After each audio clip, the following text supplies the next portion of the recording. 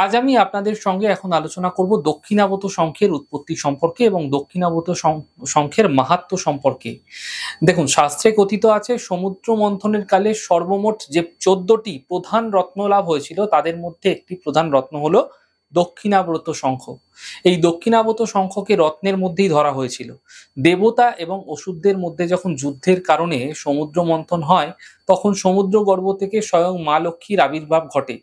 সমুদ্র থেকেই তিনি উদ্ভুত্তা হয়েছিলেন। এই কারণেই শঙ্খকে মা লক্ষ্মীর সহোদর রূপে মান্য করা হয়। সেই থেকেই এই দক্ষিণাবত শঙ্খ মানুষের কাছে মা লক্ষ্মীর প্রতিমী রূপে পূজা করা হয়ে থাকে।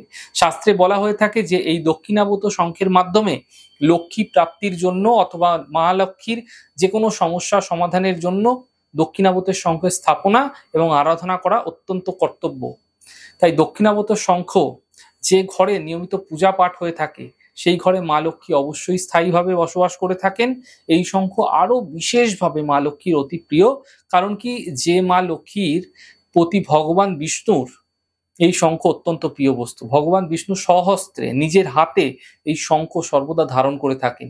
এই শঙ্খ প্রচুর গুরুত্বপূর্ণ এবং চমৎকার প্রভাব এর ভেতরে কিন্তু দেখা যায়। এই শঙ্খের আবির্ভাবও মা লক্ষ্মীর মতো সমুদ্র মন্থন থেকেই হয়েছিল। এই জন্য শঙ্খকে মা লক্ষ্মী তার ছোট ভাই বলে মনে করেন। এই শঙ্খ যদি কোনো গৃহে কোজাগরী লক্ষ্মী পুজোর দিনকে বিধিপূর্বক পূজা অর্চনা করে স্থাপন করা যায়, তবে গৃহের সমস্ত প্রকারের বাস্তুদোষ বিনাশ অবশ্যই হয়ে থাকে। উপরন্তু কোনো পাপাচার সেই গৃহে হতে পারে না এবং কোনো ক্ষতি সেই গৃহকে স্পর্শ করতে পারে না। এই শঙ্খকে গৃহের মঙ্গল কামনায় অন্যভাবেও কাজে লাগানো যায়। তাই এমন কোনো শক্তি নেই যে পারদ শিবলিঙ্গের সাথে এই শঙ্খকে স্থাপন করেছে সেই ঘরে কোনো অনিষ্ট সাধন করতে পারে।